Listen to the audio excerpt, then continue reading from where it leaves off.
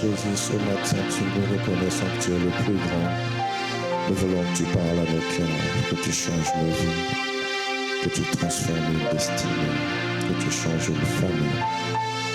Je prie, Seigneur, que les minutes qui sont en train de venir puissent être plus glorieuses que toutes les minutes qui sont passées. Je prie, Seigneur, qu'une plus grande gloire s'attache à ce culte. Dans ta parole et le messager que tu nous as envoyé ce matin, afin qu'il soit ce canal de bénédiction que tu as choisi pour transformer une destinée. Au précieux de Jésus que nous avons ainsi prié. Nous disons Amen. Amen. Est-ce que tu peux acclamer le Seigneur?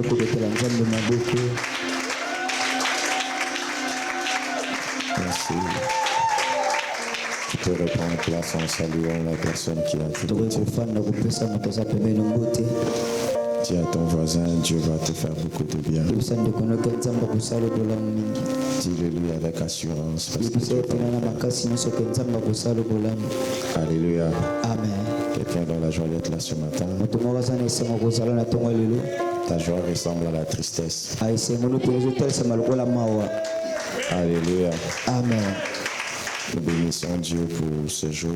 Et nous bénissons Dieu pour les 3 jours de prière qu'on a eu cette semaine. Pour tous ces hommes par qui il est passé pour nous bénir. Et je crois que celui qui a participé à ce programme a reçu quelque chose venant de Dieu. On doit développer la culture de témoigner à l'église. Il y a un frère le vendredi en plein culte, il était assis à côté de moi, il m'a dit on venait de l'envoyer l'argent. Je l'ai réquisitionné directement pour la dîme. Malheureusement son témoignage ne l'a pas aidé. Alléluia. Amen. Donc il faut avoir la culture de témoigner quand Dieu fait de grandes choses dans vos vies. Et ce matin Dieu va faire de plus grandes choses encore. Ton amen est faible. Amen nous en habiter zouté. Je disais Dieu va nous faire un plus grand bien ce matin. Et Dieu va nous bénir au travers de l'un de ses serviteurs. Un homme de Dieu merveilleux que j'ai appris à connaître. Il n'a jamais su, mais de loin je le suis. Ce que j'aime avec lui, c'est d'abord, je ne sais pas, je me suis toujours demandé qui était leur père, parce que c'est toute la famille qui sert Dieu, et je vous dis, ils sont tous loin. Il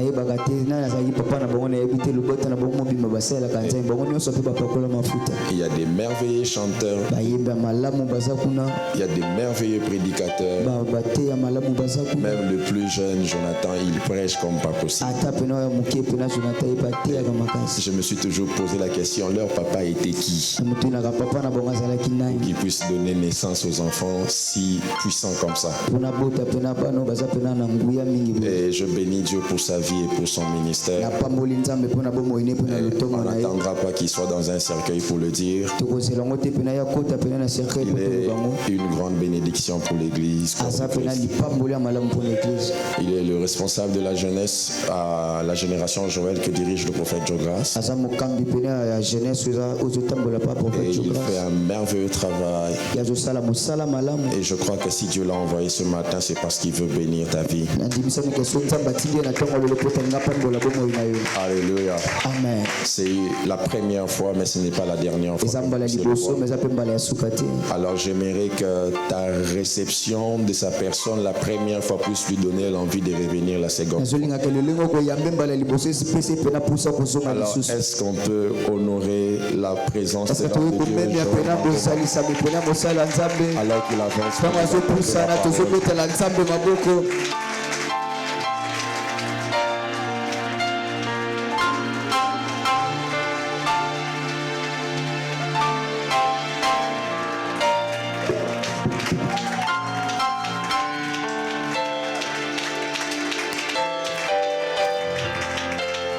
Yes.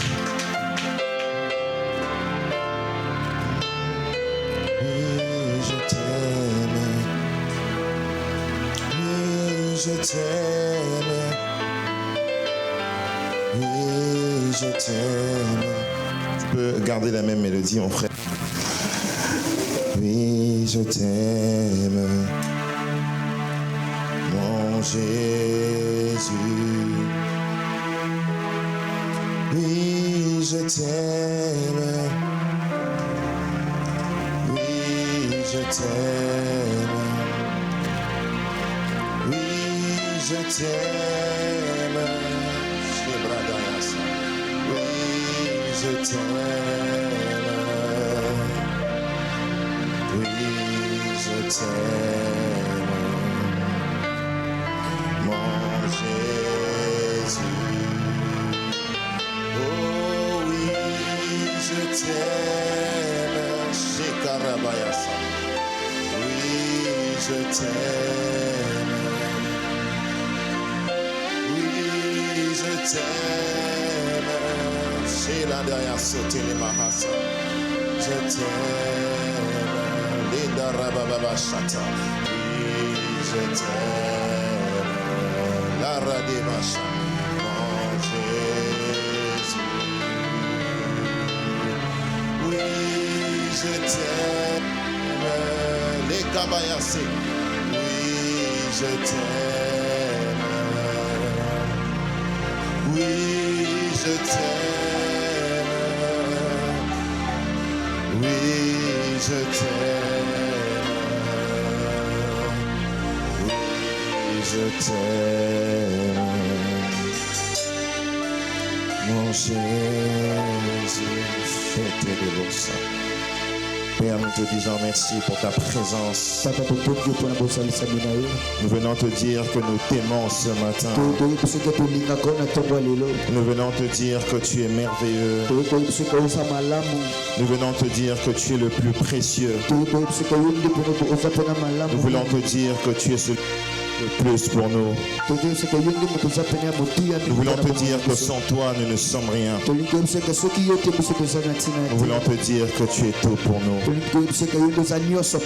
voulons te dire que nous t'aimons, Seigneur. Que toute la gloire te revienne ce matin. Merci pour l'opportunité que tu me donnes de me tenir dans ta présence. Merci pour ce peuple merveilleux que tu as racheté au prix de ton sang. Accepte de bénir ta parole ce matin. Accepte de nous visiter ce matin. Et que toute la gloire te revienne pour tout ce que tu feras. Au nom de Jésus-Christ, nous avons ainsi prié. Amen. Est-ce qu'on peut acclamer le Seigneur? Est-ce que tu peux acclamer Jésus? Est-ce que tu peux acclamer celui qui est assis sur le trône? Est-ce que tu peux acclamer celui qui est ressuscité le troisième jour, sans intercession, sans imposition des mains? Il est ressuscité par la puissance de Dieu. Est-ce que tu peux célébrer celui qui vient? Alléluia. Amen. Je bénis le Seigneur d'être ici. Tu peux reprendre ta place. Un grand merci pour l'ange de cette église, le pasteur Jonathan Bavoula. Un homme de Dieu merveilleux. Un homme que je connais depuis très longtemps déjà. Je me souviens quand je l'ai connu à l'époque, je ne savais pas que c'était un prédicateur. Et quand je suis entré, je l'ai vu devant le piano. J'ai dit, oh, il joue toujours au piano. Parce que la première fois que je l'ai vu, il était en train de jouer au clavier. C'était dans un groupe de musique comme ça. C'était une chorale, je crois. Il venait souvent à l'église où je priais avant, l'église Cité Jérusalem, avec Papa Destin. Ouais. Et c'était quelqu'un, quand il touchait le piano, on sentait déjà la présence de Dieu. Et je disais, waouh. Et c'est après que j'ai appris que c'était aussi un merveilleux prédicateur. Après là, j'ai dit encore waouh. Après, j'ai découvert qu'il sortait d'une très longue lignée des serviteurs de Dieu. Et quand je l'ai invité prêcher à la jeunesse, je parlais de lui avec le prophète. Et c'est là que j'ai appris que papa aussi était pasteur. Oui. On a longuement parlé et c'est le prophète qui m'a dit que papa aussi était pasteur. Et qu'il se connaissait depuis plusieurs années et tout ça. Donc je comprends aussi qu'il vient aussi d'une très longue lignée des serviteurs de Dieu. Il a parlé de moi, mais lui aussi, sa famille, c'est des hommes de Dieu merveilleux. Et je bénis le Seigneur pour le don qu'il est pour nous. Et je rends surtout grâce à Dieu de le voir en bonne santé aujourd'hui. Parce que nous, on est un peu triste de l'avoir raté dernièrement à la jeunesse. Mais je crois que ce n'est que partie remise. Hein. Que Dieu soit béni abondamment. Je me sens un peu chez moi ici. Hein. Parce que je vois des gens que je connais ici. Donc l'homme de Dieu, Dido, Michel-Ange et celui qui m'interprète aujourd'hui. Il me coiffe souvent. Hein. C'est mon coiffeur d'urgence. Donc quand je dois aller prêcher quelque part et que j'ai pas eu le temps, c'est lui qui vient, il me coiffe souvent. Un homme de Dieu merveilleux, l'homme de Dieu grandi. Est-ce qu'on peut acclamer pour l'interprète d'aujourd'hui? C'est un grand plaisir. Amen. Que Dieu bénisse également toutes les personnes qui m'ont accompagné ce matin. Que Dieu vous bénisse abondamment. Et particulièrement à mon frère, le prophète Yannick, qui est dans la salle. Un homme de Dieu merveilleux. Son humilité m'a toujours frappé. C'est quelqu'un que je connais depuis très très longtemps. Et quand j'ai commencé à suivre les pas du Seigneur, c'est parmi les premières personnes que Dieu m'a donné et avec qui j'ai grandi dans les choses de l'esprit. Une grande bénédiction pour moi, pour ma famille, pour mon ministère. Et je crois aussi qu'il est une grande bénédiction pour l'Église. Que Dieu le bénisse abondamment. Et j'aimerais que tu applaudisses aussi pour toi-même. Je vais te dire pourquoi tu vas applaudir pour toi-même. Tu applaudis pour toi parce que tu es la personne pour laquelle le Fils de Dieu a quitté le ciel. Il a porté la chair humaine. Il est monté à la croix. Il a souffert. Il a versé son sang. Et en cet instant, il a senti que Dieu l'avait abandonné. Pas parce qu'il avait péché, mais parce qu'il avait accepté de porter tes péchés. Donc j'aimerais te dire une chose. Aux yeux de Dieu, tu es la personne la plus précieuse. Tu es la personne la plus merveilleuse. Tu es celui qui compte le plus. Parce que pour toi, Dieu a donné ce qu'il avait de plus précieux. En réalité, laisse un peu le sang. En réalité, la valeur de ta vie ne peut pas être mesurée par l'argent. Ça ne peut pas être mesuré par l'or. La valeur de ta vie, c'est le sang de Jésus. La valeur de ta vie la valeur de ta vie est égale à la vie du Fils de Dieu. Parce qu'il n'y avait aucune offrande dans les cieux et sur la terre qui pouvait être assez précieuse pour racheter la merveilleuse personne que tu es. Alors j'aimerais que tu célèbres celui qui est mort pour toi. Et ce matin, j'aimerais te dire, tu as toutes les raisons d'être d'être dans la joie. Tu as raison de te bomber le torse. Tu as raison de danser dans sa présence. Parce que tu as du prix aux yeux de Dieu. Alléluia. Amen. Que Dieu te bénisse. Que Dieu te bénisse abondamment. Alors rapidement, nous allons entrer dans le message de ce matin. Par la grâce de Dieu, le Seigneur va nous parler ce matin. Donc si je dis le soir, vous me rappelez, comprenez-moi seulement parce que je prêche tellement le soir, parce qu'à la jeunesse, on travaille souvent le soir. Et donc j'ai souvent cette habitude là, même quand je travaille le matin, je dis toujours le soir. Donc si je dis le soir, vous comprenez seulement que c'est le matin. Alléluia. Amen. Alors ce matin, nous allons parler d'un sujet très important. Un sujet qui, je crois, par la grâce de Dieu, va impacter ta destinée. Va impacter ta vie chrétienne. Va impacter ta marche avec Dieu. Et je crois que ce matin, le Seigneur va t'équiper pour une nouvelle saison. Alors je bénis Dieu d'être dans cette église. J'aime beaucoup le nom de votre église, j'ai dit ça au pasteur. L'espérance de gloire. C'est ça, non? Yes. Yeah. Espérance de gloire. Alors ce matin, on va parler d'un sujet qui a trait au nom de votre église. Alors le thème de ce matin, c'est les déclencheurs de la gloire. Les déclencheurs de la gloire. Et on va lire quelques textes. Je me suis battu avec les textes pour qu'on puisse lire, parce que ça sera un tout petit peu long. Mais on sera obligé de lire, parce que si on ne lit pas la parole de Dieu dans la maison de Dieu, où est-ce qu'on va la lire encore?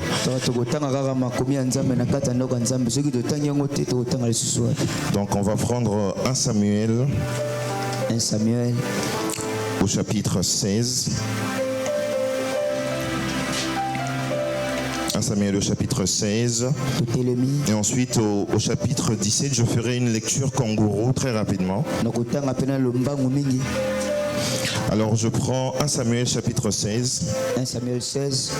Je lis au nom du Seigneur. Amen. L'Éternel dit à Samuel: quand cesseras-tu de pleurer sur Saül? Je l'ai rejeté afin qu'il ne règne plus sur Israël. Remplis ta corne d'huile et va, je t'enverrai chez Isaïe, Bethlémite, car j'ai vu parmi ses fils celui que je désire pour roi. Samuel dit: comment irai-je? Saül l'apprendra et il me tuera. Et l'Éternel dit: tu emmèneras avec toi une génisse et tu diras: je viens pour offrir un sacrifice à l'Éternel. Tu inviteras Isaïe au sacrifice, je te ferai connaître ce que tu dois faire et tu oindras pour moi celui que je te dirai. Samuel fit ce que l'Éternel avait dit et il alla à Bethléem.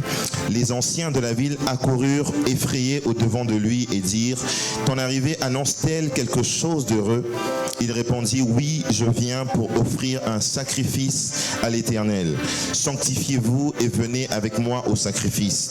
Il fit aussi sanctifier Isaïe et ses fils et il les invita au sacrifice. Et lorsqu'ils entrèrent, il se dit en voyant Éliab: certainement loin de l'Éternel est ici devant lui.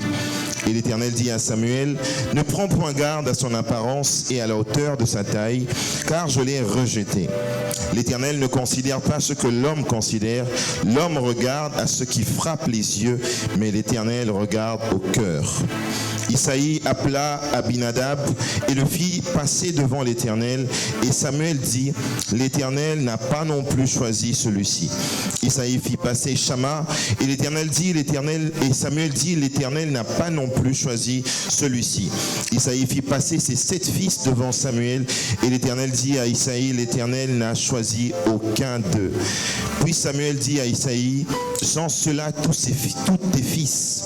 Et il répondit: il reste encore le plus jeune, mais il fait paître les brebis. Alors il dit à Isaïe: on va le chercher car nous ne nous placerons pas avant qu'il ne soit venu. Il l'envoya chercher. Or, il était blanc, avec des beaux yeux et une belle figure. L'Éternel dit à Samuel, lève-toi, oins-le, car c'est lui. Amen. Amen. Je prie que Dieu te localise ce matin. Samuel prit la corne d'huile, éloigné au milieu de ses frères. L'Esprit de l'Éternel saisit David. À partir de ce jour-là et dans la suite, Samuel se leva et s'en alla à Rama. L'Esprit de l'Éternel se retira de Saül, qui fut agité par un mauvais esprit venant de l'Éternel. Les serviteurs de Saül lui dirent, voici, un mauvais esprit de Dieu t'agite. Que notre Seigneur parle, tes serviteurs sont devant toi. Ils chercheront un homme qui sache jouer de la harpe. Et quand le mauvais esprit de Dieu sera sur toi, il jouera de sa main et tu seras soulagé. Saül répondit à ses serviteurs, trouvez-moi donc un homme qui joue bien et amenez-le-moi. L'un de ses serviteurs prit la parole et dit, voici, j'ai vu un fils d'Isaïe, Bethléemite, qui sait jouer. C'est aussi un homme fort et vaillant, un guerrier parlant bien et d'une belle figure. Et l'Éternel est avec lui. Saül envoya des messagers à Isaïe pour lui dire, envoie-moi David, ton fils, qui est avec les brebis. Isaïe prit un âne qui chargea de pain, d'une outre de vin et d'un chevreau, et il envoya ces choses à Saül par David son fils. David arriva auprès de Saül et se présenta devant lui. Il plut beaucoup à Saül et il fut désigné pour porter ses armes. Saül fit dire à Isaïe, je te prie de laisser David à mon service, car il a trouvé grâce à mes yeux. Et lorsque l'Esprit de Dieu était sur Saül, David prenait la harpe et jouait de sa main. Saül respirait alors plus à l'aise et soulagé, et le mauvais esprit se retirait de lui. Chapitre 17. Les Philistins se réunirent leurs armées pour faire la guerre. Ils se rassemblèrent à Soko, qui appartient à Juda. Ils campèrent entre Soko et Azekah, à Éphès d'Amin. Saül et les hommes d'Israël se rassemblèrent aussi. Ils campèrent dans la vallée des Térébintes et ils se mirent en ordre de bataille contre les Philistins. Les Philistins étaient vers la montagne d'un côté et Israël était vers la montagne de l'autre côté. La vallée les séparait. Un homme sortit alors du camp des Philistins et s'avança entre les deux armées. Il se nommait Goliath. Il était de Gath et il avait une taille de 6 coudées et un empan. Sur sa tête était un casque d'airain et il portait une cuirasse à écailles du poids de 5000 cycles d'airain. Il avait aux jambes une arme d'airain et un javelot d'airain entre les épaules. Le bois de sa lance était comme une en soupe de tisserand et la lance pesait 600 cycles de fer. Celui qui pouvait porter son bouclier marchait devant lui. Le Philistin s'arrêta, s'adressant aux troupes d'Israël rangées en bataille. Il leur cria, pourquoi sortez-vous pour vous ranger en bataille? Ne suis-je pas le Philistin et n'êtes-vous pas des esclaves de Saül? Choisissez un homme qui descende contre moi. S'il peut me battre et qu'il me tue, nous nous serons assujettis. Mais si je l'emporte sur lui et que je le tue, vous nous serez assujettis et vous nous servirez. Le Philistin dit encore, je jette en ce jour un défi à l'armée d'Israël. Donnez-moi un homme et nous nous battrons ensemble. Alors Saül et tout Israël entendirent ces paroles du Philistin et ils furent effrayés et saisis d'une grande crainte. Alléluia. Je fais une lecture kangourou rapidement. Je saute au verset 14. La Bible dit, David était le plus jeune et lorsque les 3 aînés eurent suivi Saül, David s'en alla chez lui. Il rentra chez lui et revint à Bethléem pour faire paître les brebis de son père. Le Philistin s'avançait matin et soir et il se présenta pendant 40 jours. Isaïe dit à David, son fils, prends pour tes frères 7 éphas de grains rôtis et ces 10 pains et cours au camp vers tes frères. Porte aussi ces 10 fromages au chef de leurs milliers. Tu verras si tes frères se portent bien et tu m'en donneras des nouvelles sûres. Ils sont avec Saül et tous les hommes d'Israël dans la vallée des Térébintes, faisant la guerre aux Philistins. David se leva de bon matin, il laissa les brebis à un gardien, prit sa charge et partit comme Isaïe le lui avait ordonné. Lorsqu'il arriva au camp, l'armée était en marche pour se ranger en bataille et pousser des cris de guerre. Israël et les Philistins se formèrent en bataille, armée contre armée. David remit les objets qu'il portait entre les mains du gardien des bagages et courut vers les rangs de l'armée. Aussitôt arrivé, il demanda à ses frères comment ils se portaient. Tandis qu'il parlait avec eux, voici le Philistin de Gath, nommé Goliath, s'avança entre les deux armées hors des rangs des Philistins. Il tint les mêmes discours que précédemment et David les entendit. Retenez ça, et David les entendit. À la vue de cet homme, tous ceux d'Israël s'enfuirent devant lui et furent saisis d'une grande crainte. Chacun disait, avez-vous vu s'avancer cet homme? C'est pour jeter un défi à Israël qui s'est avancé. Si quelqu'un le tue, le roi comblera de richesses et lui donnera sa fille. Il affranchira la maison de son père en Israël.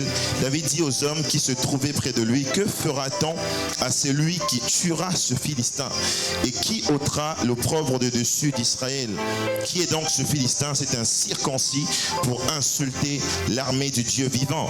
Le peuple, répétant les mêmes choses, lui dit, c'est ainsi que l'on fera à celui qui le tuera. Alléluia. Amen. Alléluia. Amen. Alors, je lis encore rapidement, je saute au verset 38. La Bible dit, Saül fit mettre ses vêtements à David, il plaça sur sa tête un casque d'airain et il le revêtit d'une cuirasse. David ceignit l'épée de Saül par-dessus ses habits et voulut marcher car il n'avait pas encore essayé. Mais il dit à Saül, je ne puis marcher avec cette armure et je ne suis pas accoutumé. Et il s'en débarrassa. Il prit en main son bâton, choisit dans les torrents 5 pierres polies et il les mit dans sa gibecière de berger et dans sa poche. Puis sa fronde à la main, il s'avança contre le Philistin. Le Philistin s'approcha peu à peu de David et l'homme qui portait son bouclier marchait devant lui. Le Philistin regarda et lorsqu'il aperçut David, il le méprisa, ne voyant en lui qu'un enfant blanc et d'une belle figure. Le Philistin dit à David, suis-je un chien pour que tu viennes à moi avec des bâtons? Et après l'avoir maudit par ses dieux, il ajouta, viens vers moi et je donnerai ta chair aux oiseaux du ciel et aux bêtes des champs. David dit aux Philistins, tu marches contre moi avec l'épée, la lance et le javelot, et moi je marche contre toi au nom de l'Éternel des armées, le Dieu d'Israël que tu as insulté. Aujourd'hui, l'Éternel te livrera entre mes mains et je t'abattrai, je te couperai la tête. Aujourd'hui, je donnerai les cadavres du camp des Philistins aux oiseaux du ciel et aux animaux de la terre, et toute la terre saura qu'Israël a un Dieu. Et toute cette multitude saura que ce n'est ni par l'épée, ni par la lance que l'Éternel sauve, car la victoire appartient à l'Éternel et il vous livre entre nos mains. Aussitôt le Philistin se mit en mouvement pour marcher au devant de David. David courut sur le champ de bataille à la rencontre du Philistin. Il mit la main à sa gibecière, il prit une pierre et la lança avec sa fronde. Il frappa le Philistin au front et la pierre s'enfonça dans le flanc du Philistin qui tomba le visage contre terre. Ainsi, avec une fronde et une pierre, David fut plus fort que le Philistin. Il le terrassa et lui ôta la vie sans avoir d'épée à la main. Il courut, s'arrêta près du Philistin, se saisit de son épée qu'il tira du fourreau, le tua et lui coupa la tête. Les Philistins, voyant que leur héros était mort, prirent la fuite. Et les hommes d'Israël et Juda poussèrent des cris et allèrent à la poursuite des Philistins jusque dans la vallée et jusqu'aux portes d'Écran. Amen. Amen. Que Dieu bénisse sa parole.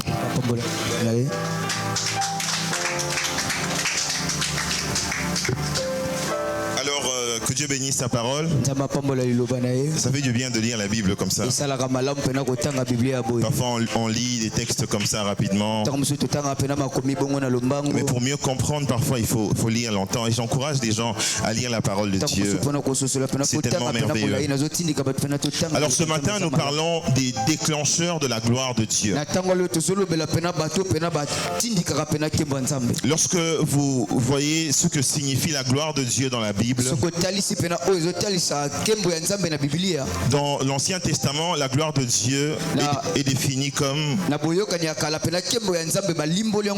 la kabod. Kabod qui veut dire poids, quelque chose de consistant. Et dans le Nouveau Testament, c'est à peu près la même définition, mais ça nous renvoie souvent à ce que signifie l'éclat ou le rayonnement. Et lorsque vous suivez le commencement, lorsque Dieu a créé l'homme, Dieu a créé l'homme pour que l'homme vive dans la gloire. Dieu a créé le premier homme Adam afin qu'il vive dans la gloire. Et lorsque Adam a été créé par Dieu, il a été créé afin que tout ce qu'il fera puisse être un sujet de gloire pour Dieu. Il a été créé dans un environnement glorieux, un environnement de gloire. Et lorsque Jésus est venu, il est venu restaurer cette dimension. Parce que la conséquence directe du péché, c'était le départ de la gloire. C'est pourquoi la Bible déclare: tous ont péché et ont été privés de quoi? De la gloire de Dieu. Donc l'une des conséquences directes du péché, c'était que la gloire de Dieu était partie. La gloire avait quitté l'homme. Mais lorsque Christ est venu, il est venu rétablir cette dimension, afin que tu vives dans la gloire, afin que tu aies une vie glorieuse, afin que tout ce que tu vas entreprendre soit un sujet de gloire pour Dieu. Et dans Colossiens chapitre 1, le verset 27, où on a tiré même le nom de votre église, la Bible dit: Christ en vous, l'espérance de la gloire. Et lorsqu'il parle de la gloire ici, on peut la définir dans deux dimensions. La première dimension dont l'apôtre Paul parle ici concerne la gloire à venir. Ça veut dire que cette gloire que nous attendons du retour de Christ, lorsque Jésus reviendra, il viendra dans la gloire pour nous emmener dans la gloire du Père. C'est le moment le plus important, le moment le plus important de la vie chrétienne. Cette gloire que nous attendons du retour de Christ. Nous n'avons pas cru en Jésus d'abord pour la gloire de ce monde. Nous avons cru en Jésus-Christ avec l'espérance de cette gloire à venir. C'est pourquoi il a dit: je m'en vais vous préparer une place, puis je reviendrai vous chercher. J'aimerais dire à une personne ce matin: ne rate pas cette occasion. Ne rate pas ce moment glorieux. Accepte de tout perdre, mais n'accepte pas de rater ce moment particulier. Tout ce que nous vivrons sur la terre, tout ce que nous ferons, les miracles, les prédications, les prophéties, les richesses, toutes ces choses sont passagères. Nous sommes ici pour attendre une seule chose: la gloire que Christ reviendra avec sur terre, la gloire de son retour. Alors si tu es là ce matin et que tu m'écoutes, garde tes vêtements propres, marche dans la sanctification, parce que l'une des exigences de la gloire, c'est la sanctification. C'est la crainte de Dieu. C'est la sainteté. Garde tes vêtements propres. Nous sommes dans une génération très bizarre où même les lois des pays tendent à normaliser le péché. Et marcher dans la sanctification devient anormal. Donc le mal devient le bien et le bien devient le mal. C'est ce que les prophéties bibliques nous ont déjà dit depuis très longtemps. Et ces choses sont en train de s'accomplir. C'est pourquoi j'aimerais t'exhorter, mon frère. J'aimerais t'exhorter, ma sœur. Garde tes vêtements propres. Car la gloire qui vient, elle est supérieure. Elle n'a pas de prix. C'est la chose la plus précieuse. C'est l'événement le plus glorieux que nous attendons. Mais lorsque l'apôtre Paul parle de la gloire, il parle aussi de la gloire dans une autre dimension. Il ne parle pas que de la gloire à venir, mais il parle aussi de la gloire terrestre. Parce que Jésus, dans Jean chapitre 17, alors qu'il était en train de faire un résumé de son ministère, il donnait un compte rendu au Père dans la prière que nous appelons la prière sacerdotale. Il dit: Père, je leur ai donné la gloire que tu m'as donnée. La gloire dont il parle là, ce n'est pas la gloire à venir, mais c'est la gloire avec laquelle nous sommes censés opérer sur terre. Parce que dès lors que nous avons cru en Jésus-Christ, il a restauré en nous la dimension de gloire que Adam avait perdue. En d'autres termes, tu dois marcher dans la gloire. Tu dois réussir. Tu dois prospérer. Tu dois vivre en bonne santé. Un corps malade ne rend pas gloire à Dieu. Vivre dans la pauvreté ne donne pas gloire à Dieu.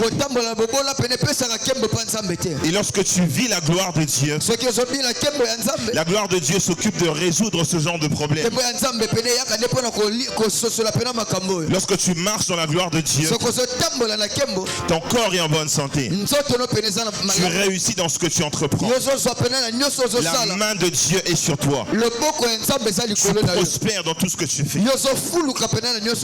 Et ça, c'est la volonté de Dieu. Et je prie ce matin que Dieu emmène ta vie dans une autre dimension de gloire. Quelles que soient tes activités, que tu sois appelé au ministère, que Dieu te donne un ministère glorieux, que tu sois à la banque, que Dieu emmène sa gloire dans ce domaine, que Dieu fasse que tu prospères, que sa gloire puisse t'accompagner, afin que les hommes témoignent que Dieu est avec toi. Mais nous allons voir, le Seigneur est en train de dire: la gloire que tu m'as donnée, je leur ai donné. Mais pourquoi cette gloire ne se manifeste pas? Pourquoi lorsqu'on regarde la vie de certains chrétiens, on a l'impression que cette gloire est inexistante? On a l'impression que c'est plus un slogan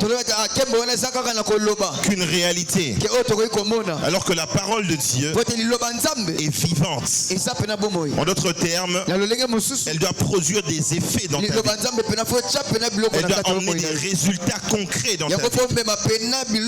J'aimerais dire à un frère ce matin, à une sœur ce matin, ne lis jamais la Bible comme un livre d'histoire. Cette parole est vivante. Et Jésus a dit ceci: les paroles que je vous ai dites sont esprit et vie. Ça veut dire que lorsque je lis cette Bible, lorsque j'entre en contact avec ce livre, j'entre en contact avec une autre dimension. Je viens puiser ce qu'il y a ici. Je peux puiser la guérison. Je peux puiser l'onction. Je peux puiser la puissance. Je peux puiser la richesse. Parce que cette parole est vivante. Elle est plus vivante que la parole de ton père qui t'a maudit. Elle est plus vivante et plus puissante que la parole de ton oncle qui ne veut pas que tu avances. Et Jésus a dit ceci: le ciel et la terre passeront, mais mes paroles ne passeront jamais. En d'autres termes, que cette parole a le même effet aujourd'hui que le même jour où Dieu l'avait prononcé. Ça a la même puissance, la même autorité que le même jour où Dieu avait prononcé cette parole. Alors lorsque tu lis cette Bible, lis-la avec foi et puise dedans, et ta vie sera transformée. Est-ce que tu peux acclamer le Seigneur? Alors ce matin, par la grâce de Dieu, nous allons voir dans la vie de David quels sont les éléments qui ont déclenché la gloire dans sa vie. Vous savez, il y a deux dimensions de gloire. Il y a la gloire de Dieu, mais il y a aussi cette gloire que Dieu nous a donnée pour nous. Pas pour Dieu, mais pour nous. Alléluia. Amen. Il y a une gloire que Dieu a donnée pour toi, afin que tu sois honoré parmi les hommes, afin que les hommes sachent que Dieu marche avec toi. Et dans l'histoire que nous venons de lire, c'est une histoire que nous connaissons. Dieu avait un problème. Saül a péché contre Dieu et Dieu a rejeté Saül. Mais Samuel aimait tellement Saül. Il pleurait devant Dieu. Il intercédait en faveur de Saül. Mais le Seigneur lui a dit: arrête de pleurer. Je l'ai déjà rejeté. Il a dit: va dans la maison d'Isaïe. Va à Bethléem. J'ai trouvé l'homme selon mon cœur. J'ai trouvé le nouveau roi. Et Saül est parti dans la maison de cet homme. Lorsqu'il est arrivé, Samuel a rencontré les frères de David en premier. Il a vu Eliab. Il a vu comment cet homme était impressionnant. Il était costaud. Il avait la carrure d'un roi. Et le grand prophète Samuel s'est trompé. Il a fait une erreur prophétique. Il a dit: certainement c'est lui que Dieu a choisi. C'est pourquoi soyez indulgents avec les prophètes. Si Samuel s'est trompé, ça ne fait pas de lui un faux prophète. Il a juste jugé selon la chair. Si quelqu'un te donne un message qui ne correspond pas, ne le juge pas tout de suite pour dire que c'est un faux prophète. Parce que c'est un homme, il peut arriver qu'il se trompe. Mais heureusement que Samuel était attaché à Dieu. Et le Seigneur lui a dit: non, ce n'est pas lui. Il a dit: Samuel, toi tu regardes à ceux qui frappent l'œil. Mais moi je regarde le cœur. Je l'ai déjà rejeté. Donc lorsque vous lisez ce texte, vous comprenez que Dieu était venu dans cette maison avant Samuel. Et l'exercice que Dieu faisait faire à Samuel, il l'avait déjà fait lui-même avant. Il avait déjà fait passer tous ses enfants devant lui, dans le même ordre que Samuel. Et à la fin, c'était David qui était choisi. C'est pourquoi lorsque Dieu t'envoie faire une mission, sache que pour lui c'est une répétition. Lorsque Dieu t'envoie quelque part, il est déjà arrivé avant toi. Il a testé, il a réussi, et Dieu te prend et il t'envoie. Parce que tu dois savoir une chose importante, c'est que Dieu ne fait rien sur terre sans passer par l'homme. Dieu ne fait rien sur terre sans passer par l'homme. Je vais vous le prouver. Depuis que Dieu a créé l'homme, Dieu ne fait plus rien sur terre sans passer par l'homme. Vous savez même pourquoi il pleut sur terre?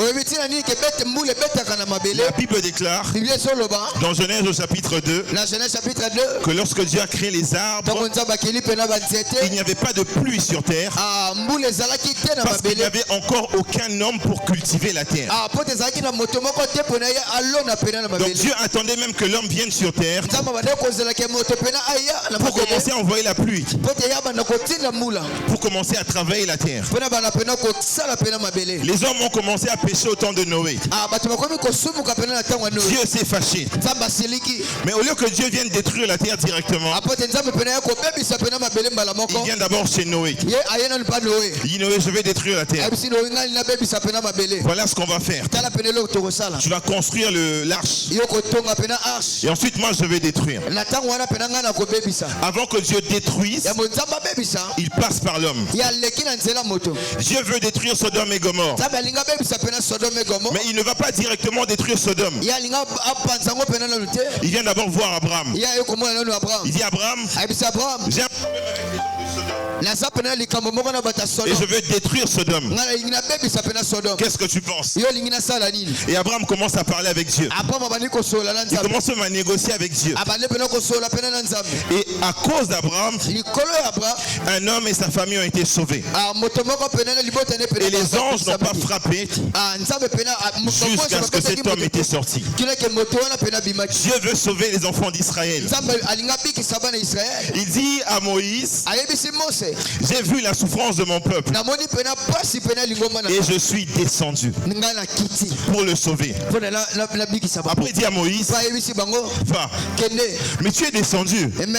Pourquoi tu ne pars pas toi-même? Dieu dit à Moïse, je suis descendu, mais toi pars. Pourquoi? Parce que Dieu a un principe. Il a donné toute l'autorité sur terre, l'homme. Et si tu veux comprendre ces choses, il suffit de lire la parole de Dieu. Et lorsque tu comprends cela, tu comprendras que toutes les promesses que Dieu t'a faites ne s'accompliront pas sans toi. Tout ce que Dieu a promis de faire dans ta famille ne s'accompliront pas sans toi. Tout ce que Dieu a promis de faire dans cette église devra passer par toi. C'est pourquoi tu dois être fier de qui tu es. Parce que Dieu a besoin de toi. Alors Dieu vient dans cette maison et finalement l'onction vient sur David. L'onction vient sur David. Mais qu'est-ce qui se passe après? David a été oint, n'est-ce pas? L'onction est venue sur lui. Mais qu'est-ce qui se passe après? La Bible dit Samuel est parti. Et David est retourné. L'onction royale sur David. Mais David rentre auprès des brebis. Avec l'onction sur lui.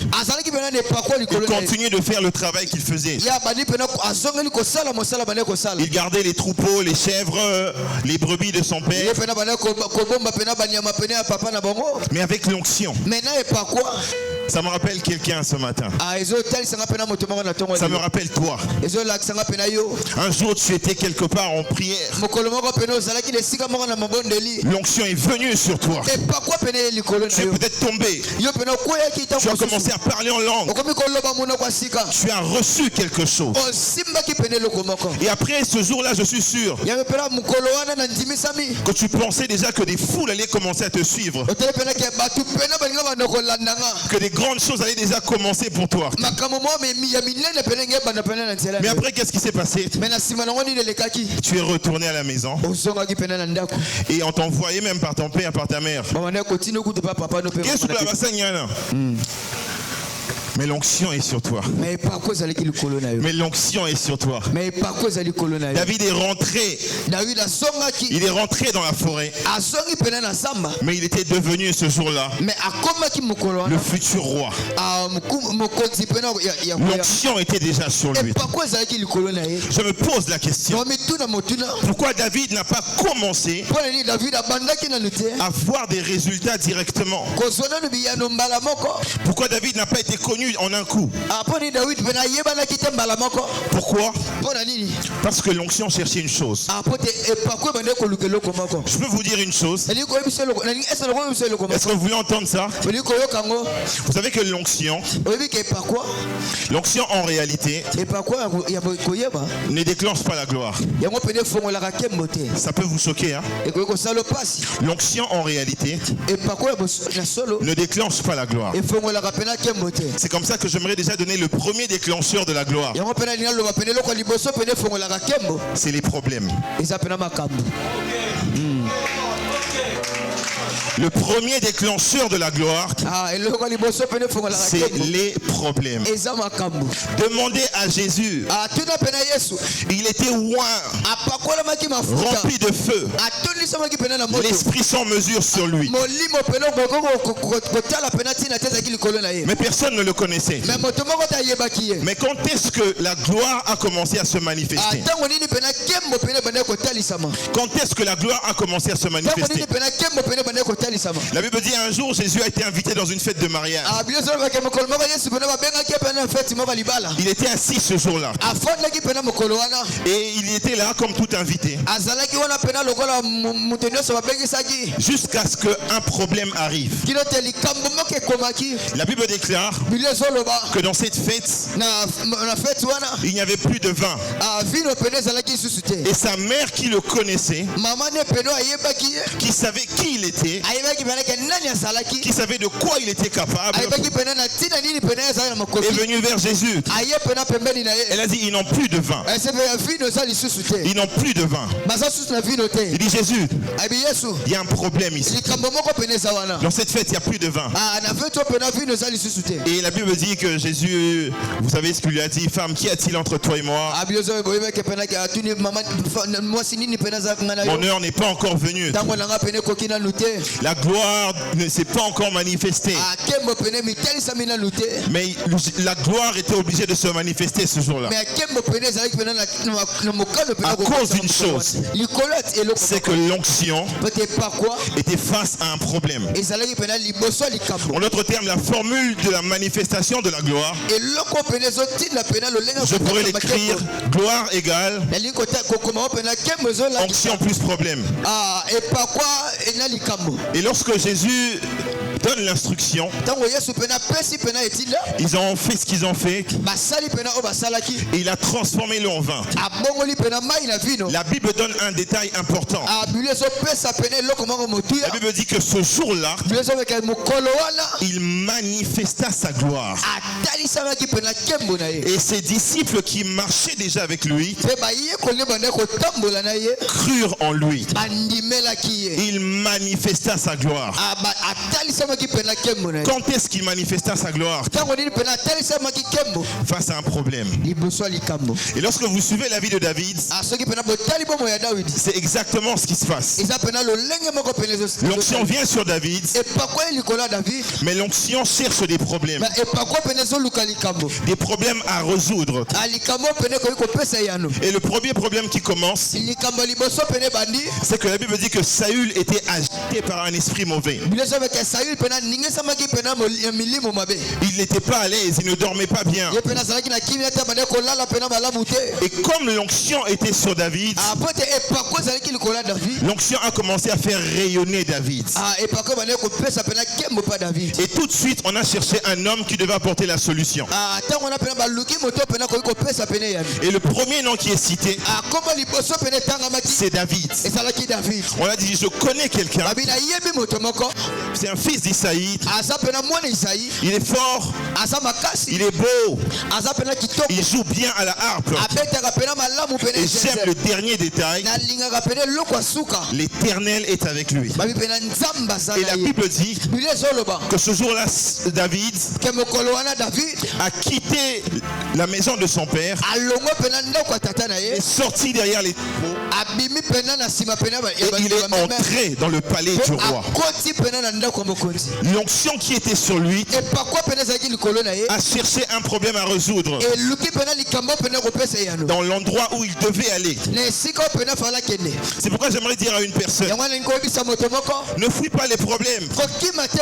Un homme loin ne fuit pas les problèmes, mais il cherche des problèmes à résoudre. C'est pourquoi la Bible déclare: vous savez comment Dieu a oint du Saint-Esprit et de force Jésus-Christ de Nazareth, qui faisait quoi? Qui restait à la maison, qui priait, qui passait ses nuits à la montagne, non, qui allait de lieu en lieu, faisant du bien, cherchant des problèmes, cherchant des malades, cherchant des paralytiques, cherchant des morts. Et c'est alors que la gloire de Dieu se manifestait dans son ministère. J'aimerais dire à une personne ce matin: tu es la réponse à ce problème que tu as trouvé. La gloire de ta vie, la gloire de ta vie, la gloire de ton ministère est cachée dans un problème. Est-ce que tu comprends? Amen. La gloire de ta vie est cachée dans un problème. Et le premier problème que David rencontre, c'est un problème qui devait un peu changer sa mentalité.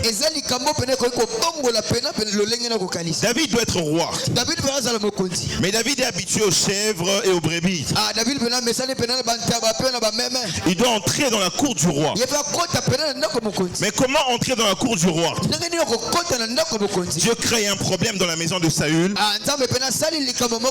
et la personne qui doit le résoudre, c'est David. Je prie ce matin au nom de Jésus que Dieu crée un problème à la primature, que Dieu crée un problème à la présidence, que Dieu crée un problème dans une entreprise, et que tu sois la solution que les gens cherchaient au nom de Jésus, que tu sois cette solution que le monde attendait au nom de Jésus.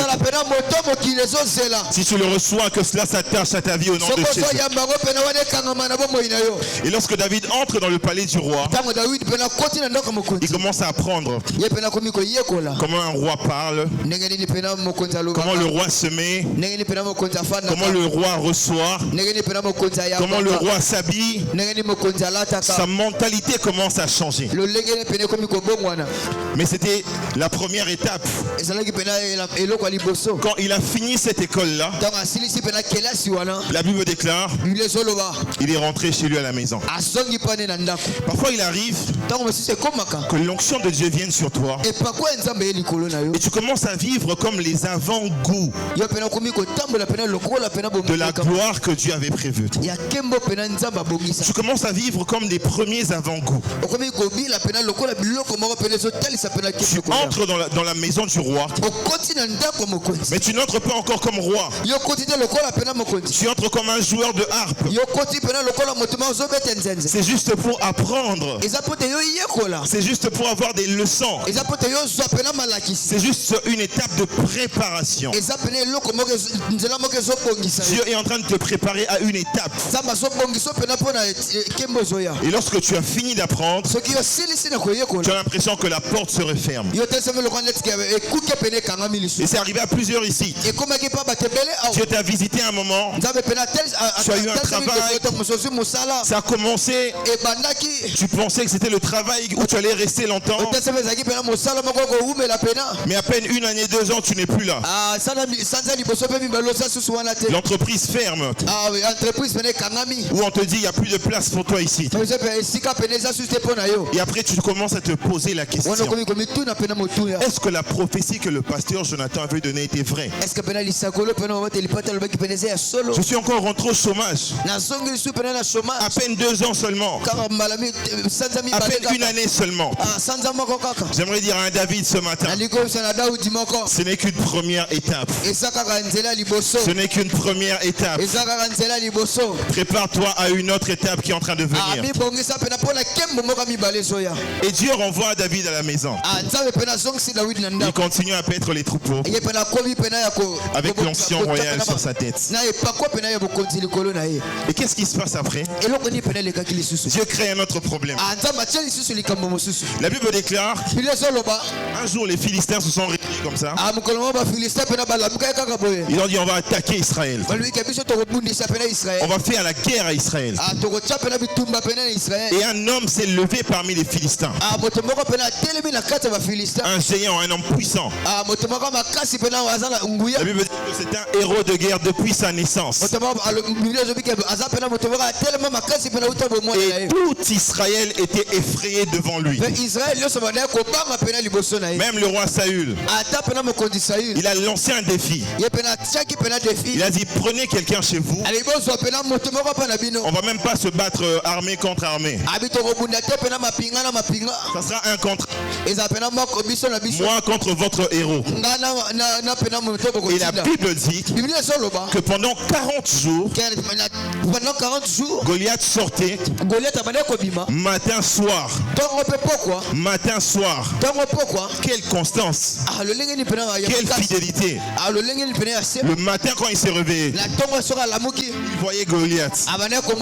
Le soir avant de dormir, il voyait Goliath. Je suis sûr que même les soldats israéliens commençaient à rêver de Goliath. Parce que pendant 40 jours, il était là devant eux. Tous les jours, il s'approchait. Il les insultait. Il déclarait des paroles. Et toute l'armée était effrayée. Pendant 40 jours. Mais jusqu'à ce qu'un jour arrive. La Bible dit David était à la maison. Derrière les troupeaux. Après son père l'appelle, lui dit j'aimerais que tu ailles voir mon frère, que tu leur apportes de la nourriture, que tu leur apportes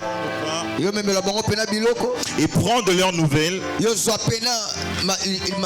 Et ensuite tu vas revenir à la maison pour me dire comment ils vont. Donc ce jour-là, quand David était en train de partir, il ne savait pas qu'il partait pour ne plus revenir à la maison. Lui, il partait pour aller prendre des nouvelles de ses frères et retourner vers son père. Mais lorsque David arrive, il rencontre le géant. Il rencontre Goliath. J'aime beaucoup la relation entre David et Goliath. Vous savez, la raison d'être de Goliath, c'est David. Et la raison d'être de David, c'est Goliath. Et encore une chose dans cette relation, c'est que Goliath est encore en vie parce qu'il n'a pas encore rencontré David. Et David est encore berger parce qu'il n'a pas encore rencontré Goliath. En d'autres termes, il y a une relation entre l'onction et le problème que tu es appelé à résoudre. Toutes les personnes qui ont fait des exploits sont identifiées par rapport aux problèmes qu'ils ont résolus. Toutes les personnes avec qui Dieu a marché, lorsqu'on parle de leur vie, on fait référence à un problème donné.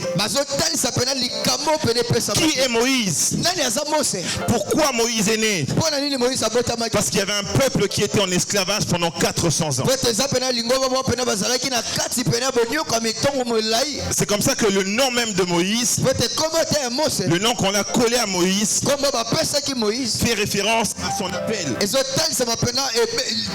Fait référence au problème qu'il va résoudre. On appelle le libérateur.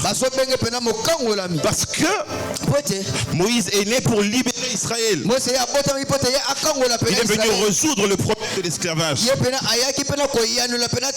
Je prie que Dieu t'envoie des problèmes. Je prie que Dieu t'envoie des problèmes. Je prie que Dieu t'aide à identifier le problème qui est attaché à ton appel. Posez-moi la question. Néhémie était à l'aise chez lui. Il servait le roi. Mais quand est-ce que Néhémie est devenu remarquable en Israël? C'est le jour où Néhémie a découvert le problème qu'il devait résoudre. Les murs de Jérusalem étaient détruits. Et Néhémie a porté ce fardeau dans son cœur. Et il est devenu une personne remarquable. Ils étaient plusieurs en Israël. Mais tout le monde n'a pas porté le même fardeau. Vous êtes plusieurs dans une famille. Mais tout le monde ne porte pas le même fardeau pour la famille. Vous êtes plusieurs dans une église. Mais tout le monde n'a pas le même souci de voir l'œuvre avancer. On peut être plusieurs dans un pays. Mais tout le monde n'a pas le même souci de voir le pays avancer. Et lorsque tu sens ce fardeau en toi, c'est parfois le signe que Dieu t'a donné la solution pour résoudre ce problème. Je prie ce matin que Dieu te donne la victoire sur ce problème. Qu'il fasse de toi la solution au problème de ta famille. Qu'il fasse de toi la solution au problème du Congo. Qu'il fasse de toi la solution au problème de ton église. Afin que la gloire que Dieu a placée en toi se manifeste. Alléluia. Amen. Donc le premier déclencheur de la gloire, c'est les problèmes. Même dans la vie de Jésus. Pourquoi Jésus est Jésus? Pourquoi il est le Christ? Parce qu'il y avait un grand problème sur terre. Je déclare que le péché régnait. Il a envoyé des prophètes, ça n'a pas marché. Il a envoyé des sacrificateurs, ça n'a pas marché. Et la seule solution que Dieu a trouvée au problème du péché s'appelle Jésus. Et c'est comme ça qu'il a reçu le nom qui est au-dessus de tout nom. En d'autres termes, la renommée de ta vie est attachée à la solution que tu apportes à un problème donné. Et c'est valable dans tous les domaines. Pas seulement dans le ministère. À l'école, on nous a cité des noms. Des hommes qui ont marqué l'histoire du monde. Certains ont résolu le problème du fait que l'homme marchait à pied. Et il a inventé la voiture. Il est entré dans l'histoire. D'autres ont réglé le problème de la communication. Il a inventé le téléphone. Il est entré dans l'histoire. D'autres ont inventé l'avion. Comment l'homme pouvait voyager plus rapidement. Et il est entré dans l'histoire. Dieu a caché la gloire de l'homme dans les problèmes que l'homme est appelé à résoudre. C'est pourquoi la Bible déclare dans Proverbe 25, le verset 22, la gloire de Dieu c'est de cacher les choses. Mais la gloire des rois, c'est de les sonder. C'est de les découvrir. Lorsque tu découvres un problème, tu as déjà fait un pas dans la gloire. Tu as déjà fait un pas dans la gloire de ta vie. Alléluia. Amen. En citant ce texte, je suis entré directement dans le deuxième secret qui déclenche la gloire. C'est la révélation. Est-ce que tu peux acclamer le Seigneur? Amen. Le deuxième secret, après que tu aies découvert le problème, la deuxième clé qui déclenche la gloire, c'est la révélation. Vous savez, David n'a pas combattu Goliath juste par sentiment. Non, non, non. Il n'a pas combattu Goliath juste parce que Goliath l'énervait. La Bible dit que David, quand il est arrivé sur le champ, il a vu le problème qui était Goliath. Il a posé la question. Que fera-t-on? Que fera-t-on? Qu'est-ce qu'on va faire? Qu'est-ce qu'on va donner à la personne? À la personne qui va combattre ce Philistin. Quelle sera sa récompense? La première chose, on dit, le roi lui donnera sa fille. Le roi le couvrira d'or et de richesses. Et la troisième chose, on dit que sa famille sera affranchie en Israël. Sa famille va devenir une grande famille. Et quand David a entendu ça, il a calculé le bénéfice. Il a calculé les avantages. Il a calculé ce qu'il allait gagner après ce combat. Donc lorsque David se présentait devant Goliath, il se voyait gendre du roi. Il voyait la richesse qu'il allait avoir. Il voyait sa famille derrière lui. C'est pourquoi j'aimerais dire à une personne, après que Dieu t'ait montré le problème, ne sois pas pressé. Cherche la révélation. Cherche la révélation. Et la révélation intervient à deux niveaux. Elle intervient à deux niveaux dans la vie de David. Le premier niveau, comme je viens de le dire, c'est l'information sur le bénéfice. Qu'est-ce que je vais gagner après ce combat? Qu'est-ce que je vais bénéficier? La deuxième information, c'est la stratégie. C'est le comment. Comment je vais le faire? Qu'est-ce que je ne dois pas faire? Avec qui je ne dois pas le faire? Qu'est-ce que je ne dois pas emmener dans ce combat? Et c'est là que plusieurs ont raté certaines fois. Dieu t'a montré clairement ce que tu dois faire, mais tu étais trop pressé. Dieu t'a montré que tu devais peut-être commencer un ministère, que tu devais commencer un commerce, mais tu n'as pas suffisamment posé la question à Dieu. Peut-être que tu t'es arrêté au bénéfice, mais tu n'as pas eu la stratégie. David arrive dans la cour, dans la maison de Saül, et Saül lui donne son armure. Il lui donne son épée. Il lui donne son bouclier. Mais David, c'est un homme qui a la révélation. Il sait que ce n'est pas avec l'épée de Saül que je vais renverser Goliath. Ce n'est pas avec l'armure de Saül. Il dit, je ne suis pas habitué à cette armure. Et David va dans le champ de bataille avec deux choses qui semblent faibles. Et ces choses sont même un sujet de moquerie face à l'ennemi. Il dit, tu viens avec un bâton, tu viens avec une pierre, tu penses que je suis un chien. Il minimise David. La Bible dit il méprisa David. Quelquefois la stratégie de Dieu pour t'emmener à vivre la manifestation de sa gloire pour être quelque chose qui semble tellement méprisable. Ça pourrait être quelque chose qui semble ne pas avoir de valeur aux yeux des hommes. Ça ne sera pas toujours la meilleure stratégie pour les hommes.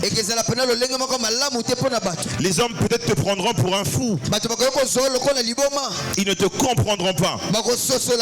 Mais j'aimerais dire à une personne, si c'est Dieu qui t'a parlé, marche selon ce que Dieu t'a dit.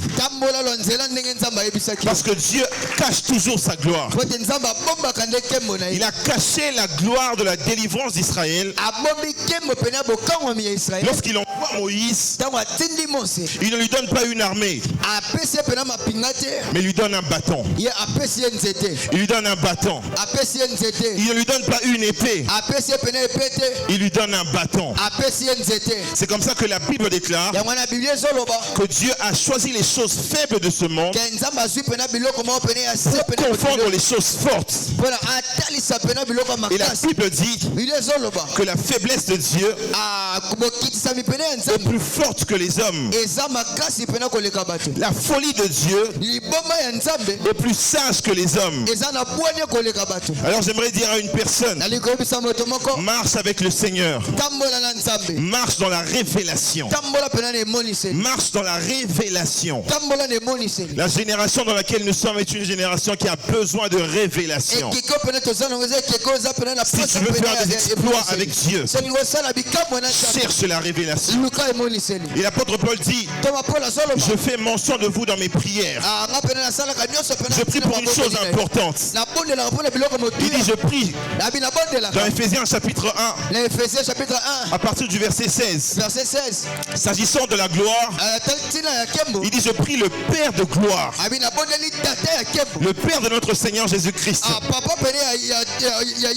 afin qu'il vous donne un esprit de sagesse et de révélation. Afin que vous sachiez quelle est l'espérance qui s'attache à son appel. Quelle est la gloire de son héritage. En d'autres termes, la gloire, c'est une affaire de révélation. Celui qui veut marcher dans la gloire, celui qui veut bénéficier de la gloire, doit être un homme qui est révélé. Je prie ce matin que Dieu répande un esprit de révélation. Je prie ce matin que Dieu t'ouvre les yeux. Je prie ce matin que Dieu te montre ce que tu ne vois pas. Je prie ce matin que Dieu te montre les bonnes personnes. Que Dieu te montre le bon endroit.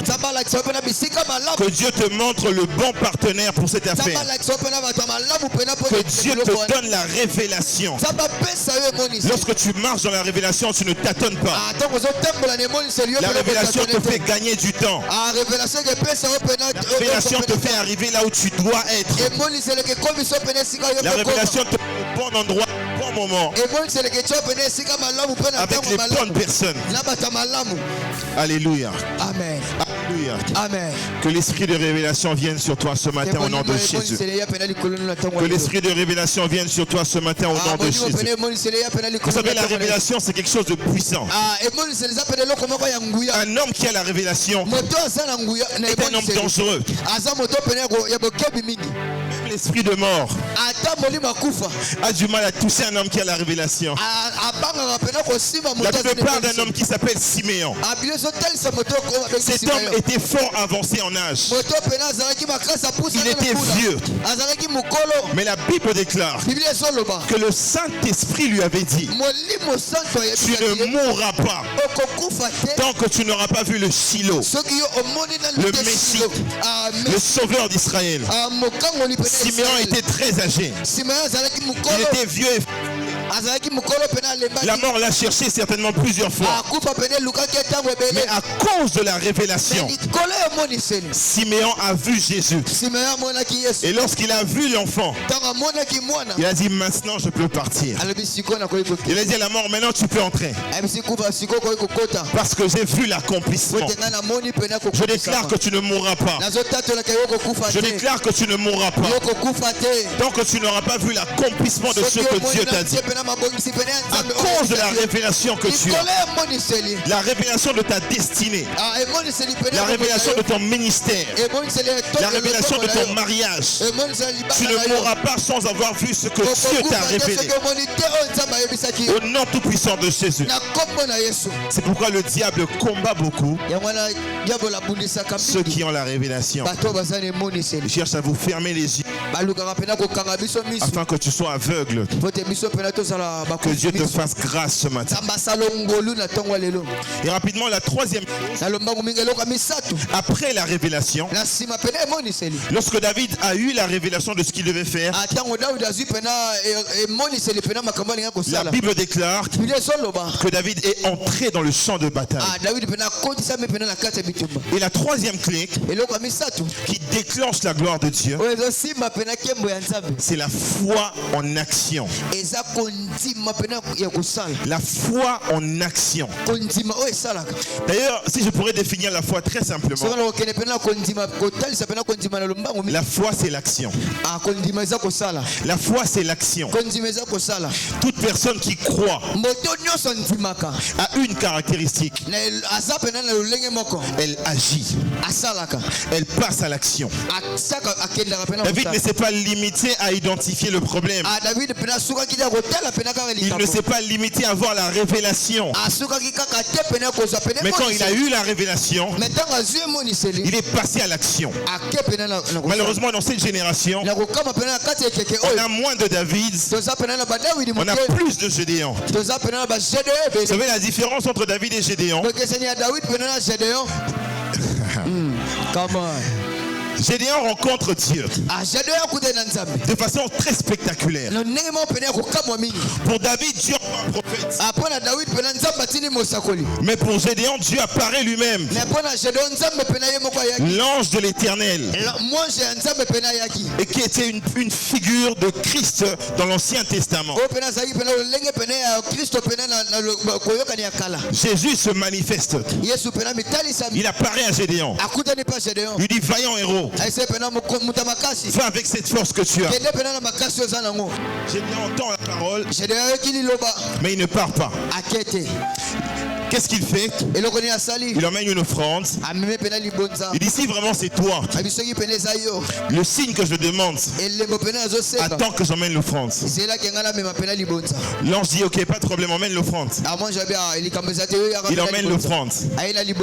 Et après l'ange disparaît. Dieu revient encore vers Gédéon.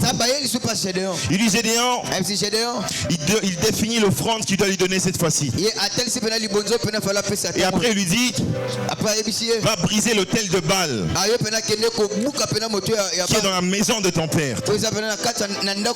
Gédéon c'est nous. On vit des choses spectaculaires avec Dieu. On brise même les autels de nos familles. On est très engagé dans le combat spirituel. Mais après, la Bible dit que Gédéon a détruit l'autel et que Gédéon a été rempli du Saint-Esprit. La Bible dit qu'il a été revêtu du Saint-Esprit. C'est parmi les rares personnes dans l'Ancien Testament où on utilise le mot revêtu de l'Esprit.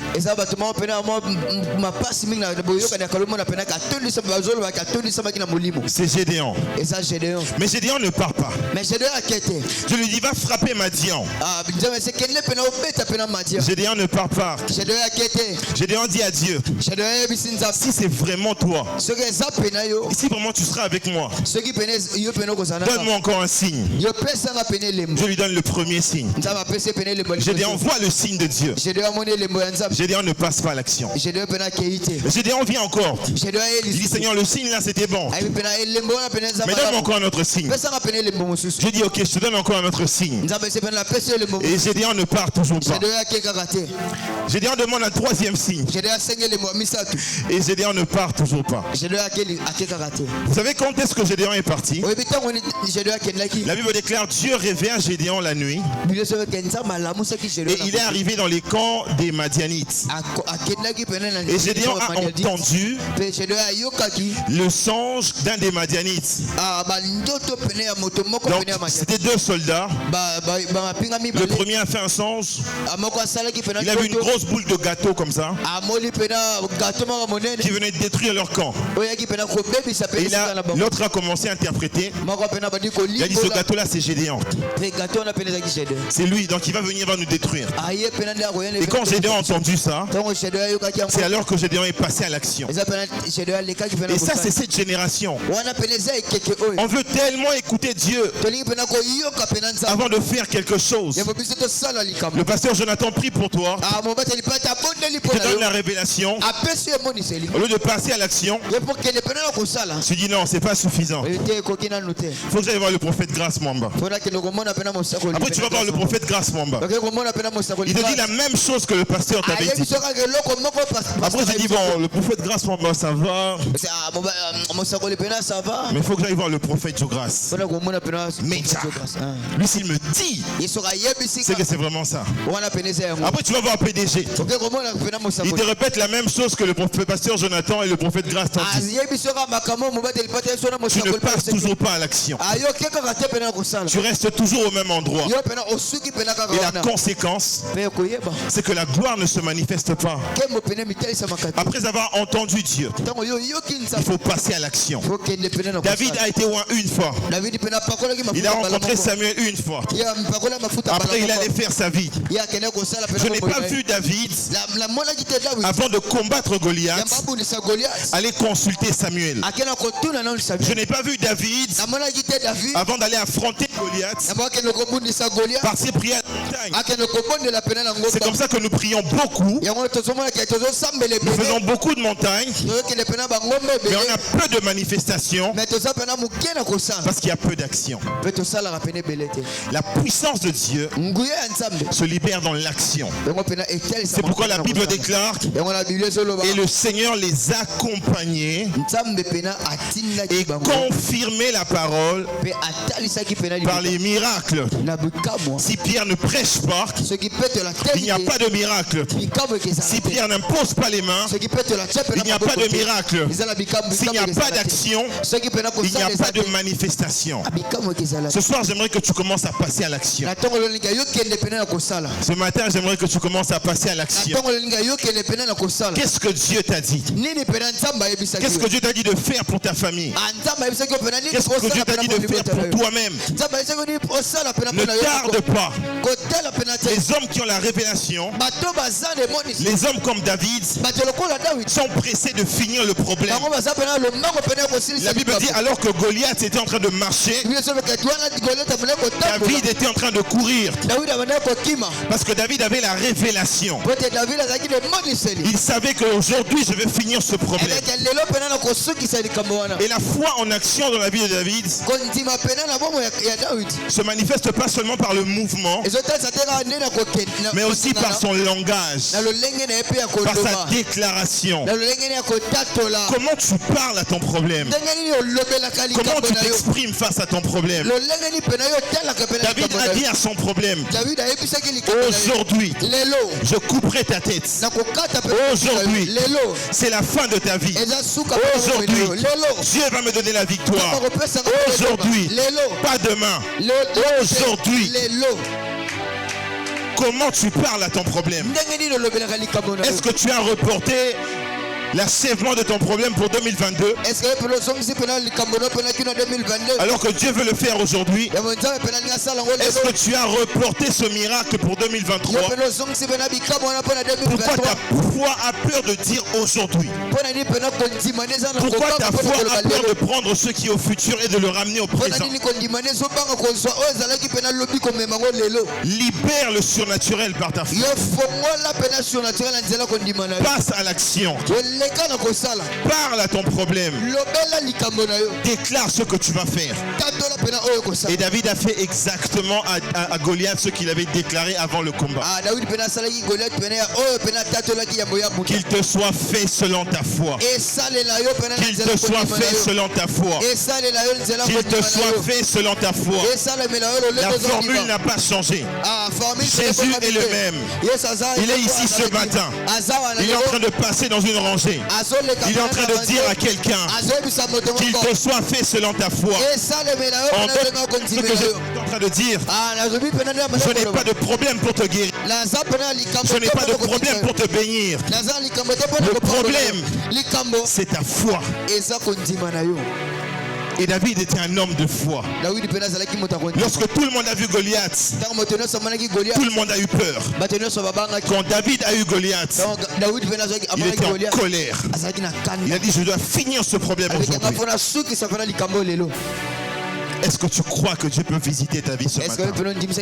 Est-ce que tu crois que Dieu peut changer la situation? Et pour terminer rapidement, le dernier déclencheur, ce qui a joué un rôle capital dans la vie de David, c'était la présence de Dieu. Mais je n'aurais pas seulement parlé de la présence de Dieu, j'aimerais plus parler de la conscience de la présence de Dieu. Parce qu'en réalité, le grand problème dans cette génération, c'est pas la présence de Dieu. Ne priez pas pour la présence de Dieu. Ne demandez pas la présence de Dieu. Parce que Dieu lui-même a dit, je suis là. Vous savez, je vais vous expliquer la présence de Dieu. Vous savez, à l'époque de Moïse, c'était normal que Moïse dise à Dieu, on ne part pas si tu ne marches pas toi-même avec nous. Mais un chrétien dans le Nouveau Testament ne peut pas faire cette prière. C'est une prière que Dieu ne comprend pas. Dieu a compris ça pour Moïse. Mais Dieu ne le comprendra pas pour Gradit. Parce que Jésus a dit, je suis avec vous jusqu'à la fin du monde. Nous n'avons pas prié pour qu'il dise ça. C'est lui-même qui a dit. Et la deuxième chose, et d'ailleurs la chose la plus capitale, lorsque Ésaïe donne la promesse de la venue de Jésus, il dit qu'un enfant nous est né, un fils nous est donné. On l'appellera comment? On l'appellera Emmanuel. On a interprété ça en disant Dieu parmi nous. Mais en réalité, Emmanuel veut dire ceci. M veut dire dans. Voilà, Manus veut dire homme. Et elle veut dire Elohim. En l'autre terme, Emmanuel veut dire Dieu à l'intérieur de l'homme. Dieu dans l'homme. Pourquoi? Dieu a dit à David, les cieux des cieux c'est mon trône. La terre c'est mon marchepied. Quel est le temple que tu vas faire qui puisse habiter ma présence? Il n'y a aucun temple qui puisse habiter ma présence. Mais il a quand même permis à David de faire un temple qui était une image du véritable temple de Dieu, dans lequel la présence de Dieu devait habiter. Et ce temple c'est toi. Ce temple c'est toi. Tu n'as pas à demander la présence de Dieu. Parce que le jour où tu as reçu Christ comme Seigneur et Sauveur, il est venu habiter pleinement. Tu n'as pas reçu une partie de Jésus en toi. Tu n'as pas reçu une portion de Jésus en toi. Tu as reçu Christ en toi. C'est pourquoi la Bible déclare Christ en moi. Christ en moi. L'espérance de la gloire. Je vivrai la gloire parce que je suis conscient de sa présence en moi. Les hommes de Dieu, les femmes de Dieu qui manifestent le surnaturel. La différence, ce n'est pas dans la quantité de prières et des jeûnes. C'est la conscience de la présence de Dieu. Il est conscient que quand il touche un malade, Jésus aussi l'a touché. Il est conscient que lorsqu'il déclare une parole, cette parole c'est comme si c'est Dieu qui l'a prononcée. Il est conscient que partout où il marche, Dieu est avec lui. C'est pourquoi Pierre pouvait dire à Ananias et Saphira, alors qu'eux ils pensaient qu'ils avaient menti à Pierre, il leur a dit, mais c'est pas moi que vous avez menti. Vous avez menti au Saint-Esprit.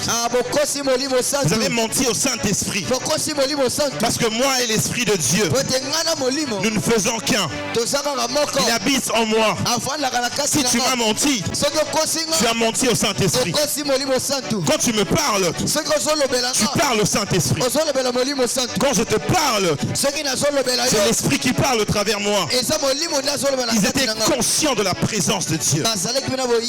Et David était conscient de la présence de Dieu. Il savait que Dieu était avec lui. C'est pourquoi il a dit même à Goliath, aujourd'hui Dieu te livre entre mes mains. Quand est-ce que Dieu a dit à David, j'ai livré Goliath entre tes mains? Lorsque tu es conscient de la présence de Dieu, tu n'attends pas une prophétie pour parler. Parce que tu sais que Dieu est derrière tes paroles. Parce que j'aime une dimension de la présence de Dieu. C'est que Dieu n'est pas seulement avec moi lorsque je marche. Il a dit tout lieu que fera la plante de tes pieds, je le donne en possession. Donc je suis conscient que tel que je suis dans cette église, je suis venu avec Jésus. Je suis conscient que lorsque je vais sortir d'ici, je vais partir avec lui. C'est pourquoi la présence de Dieu n'est pas un lieu. La présence de Dieu, c'est une personne. La présence de Dieu, c'est Jésus. Il est en toi. Tu n'entres pas dans la présence de Dieu. Tu n'en sors pas. Non. La présence de Dieu est en toi. C'est pourquoi il a dit, Père, je veux que là où je suis, ce que tu m'as donné, qu'il soit aussi là. Il dit, comme toi tu es en moi, et que je suis en toi, que je sois en eux, et que nous soyons parfaitement un. En d'autres termes, la présence de Dieu, c'est une connexion. Je suis connecté avec quelqu'un. Il est en moi. Mais le problème seulement, il est invisible. Mais il est là. Il est là. Même si les hommes ne le voient pas, il est là. Il m'accompagne partout. Si tes yeux ne le voient, il est à l'intérieur de moi. C'est cela la présence de Dieu. La présence de Dieu. Si je dis que le pasteur Jonathan est ici, je ne parle pas d'une atmosphère. Je parle de la personne. Il est vraiment là. Il est là. Et Jésus est plus réel que le pasteur Jonathan. Donc quand Jésus te dit qu'il est là, il ne parle pas d'une atmosphère. Il ne parle pas du piano, de je sais pas quoi. Non, c'est sa personne qui est là. Il est vraiment présent. Ce que Moïse a réclamé en pleurant est devenu quelque chose de permanent pour nous. Mais le grand problème, c'est la conscience. Est-ce que tu es conscient que Dieu est avec toi? Est-ce que tu es conscient que Dieu marche avec toi? Lorsque tu vas faire cette interview, est-ce que tu es conscient que tu entres avec Dieu dans la salle? Lorsque tu vas faire ton examen, est-ce que tu es conscient qu'il est avec toi? Lorsque tu es face à ce problème, est-ce que tu es conscient qu'il est avec toi? Je me souviens à plusieurs années, c'était en 2011, et j'étais à la MAPRE. J'étais dans une réunion du Saint-Esprit avec le prophète Joël Francis. J'étais assis sur une chaise bleue comme ça. Et je suis en train d'écouter la parole de Dieu. Il y avait une atmosphère merveilleuse. Quelle atmosphère! Et on était en train de chanter un cantique à l'époque.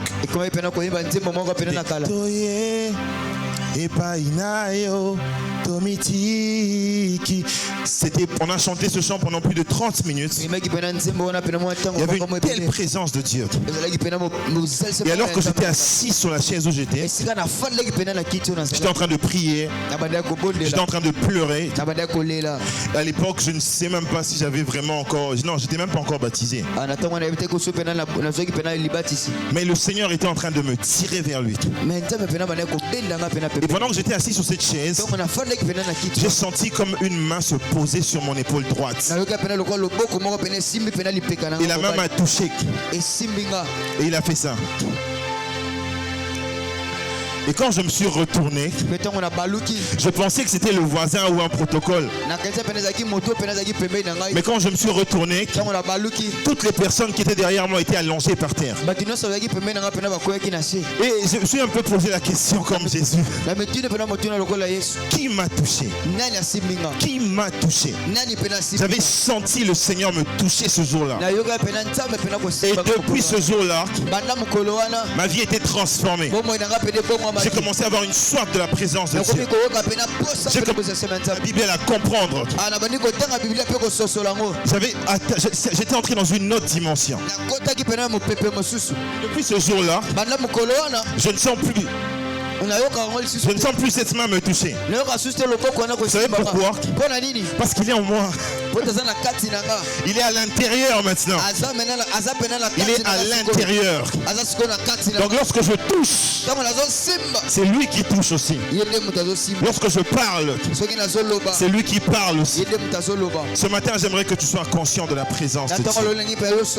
Dieu est dans cette église. Il est là tous les jours. Il est là dans les cultes que vous appelez culte normal. Parce que je me suis rendu compte qu'il n'y a pas de culte normal avec Dieu. Tous les cultes sont glorieux lorsque Dieu est là. Et ce matin, Dieu est ici. Ce matin, la présence de Dieu est ici. Et je prie ce matin qu'à cause de sa présence, que Dieu fasse entrer ta vie dans une autre dimension de gloire. Que Dieu fasse entrer ton ministère dans une autre dimension de gloire. Que Dieu fasse entrer ta destinée dans une autre dimension de gloire. Mais je prie que le Saint-Esprit te rende conscient de sa présence. Est-ce que tu peux te lever là où tu es? On va prier pendant quelques minutes. On va prier pendant quelques minutes. On va prier pendant quelques instants. Dis Seigneur, ce matin, je veux que tu me rendes conscient de ta présence. Donne-moi la conscience de ta présence. Dis Seigneur, donne-moi la conscience de ta présence ce matin. Donne-moi la conscience de ta présence ce matin. Je prie que Dieu te donne la conscience de sa présence. Que l'onction de Dieu vienne sur ta vie et qu'il te rende conscient de sa présence. Qu'il t'ouvre les yeux, qu'il t'ouvre l'esprit. Que la présence de Dieu soit sur toi. Que la présence de Dieu soit avec ta bouche. Il a dit à Moïse, je serai avec ta bouche. Il y a même une dimension de la présence de Dieu qui s'attache à tes paroles. Lorsque tu parles, Dieu t'accompagne. Lorsque tu parles, Dieu accompagne tes paroles. Lorsque tu déclares, Dieu accompagne tes déclarations.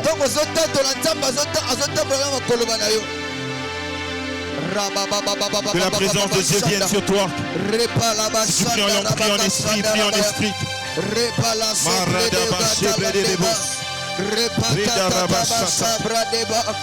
Repa papa sabra de